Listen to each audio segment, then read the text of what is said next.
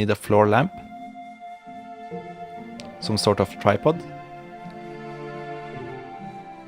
a piece of aluminum paper, some tape, and a window. So let's start by setting the right exposure on the camera. First, you open the aperture as much as the lens allows you.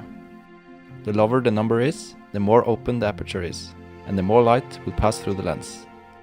Then you should set the shutter speed to 50, since that's the standard when filming. Notice how much brighter the shot gets. Since more light passes through the lens, we can lower the ISO to avoid too much noise in the picture.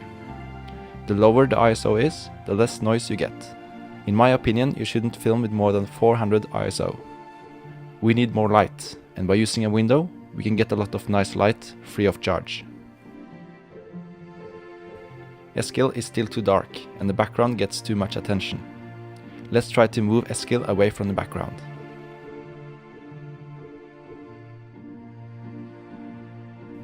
He then gets more light from the window, which enables us to lower the ISO even further.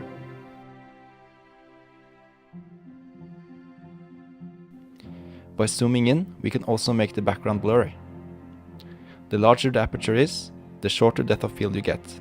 Since I adjusted the aperture to f4, I get a blurry background. So let's sum up so far. We removed the curtains to get as much light as possible from our free light source, the window.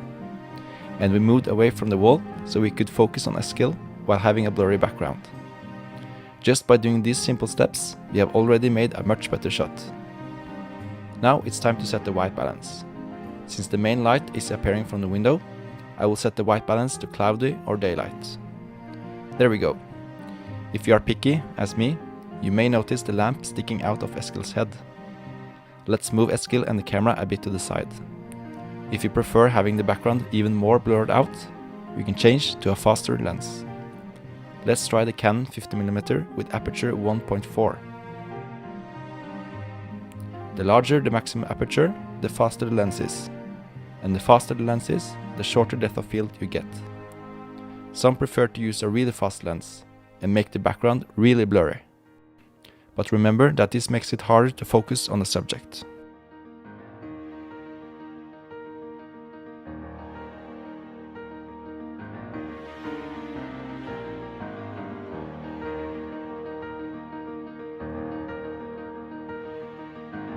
Another trick to make the background more diffuse is to block the light from hitting it.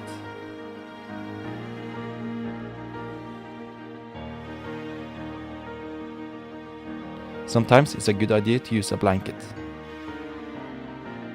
But be sure to not block the light from hitting the subject. Now let's look at the light. It seems quite nice, but let's try to soften the shadow on Eskil's face. Find your tripod or whatever tall object you find and attach aluminum paper with some tape.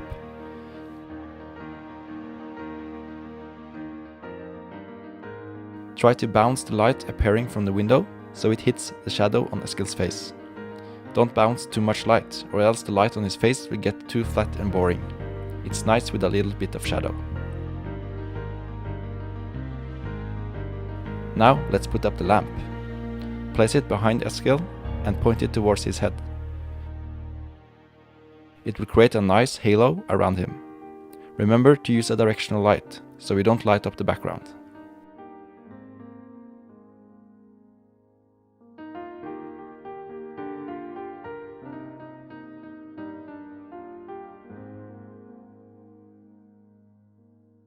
So, we moved Eskil a bit to the side, closed the curtain a bit to make the background even darker.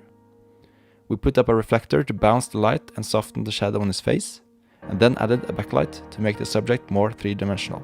What we have created now is a setup called 3-point lighting, which is typical for shooting portraits. The light from the window is the strongest, hitting Eskil's face. Therefore, it's called key light.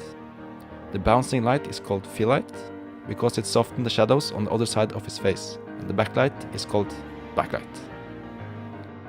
The last thing you can do before recording is to clean up the background and add practical light. A practical light is a light source that is visible within a scene. Practicals are nice to both make the background more interesting, and it makes the light we put up more credible.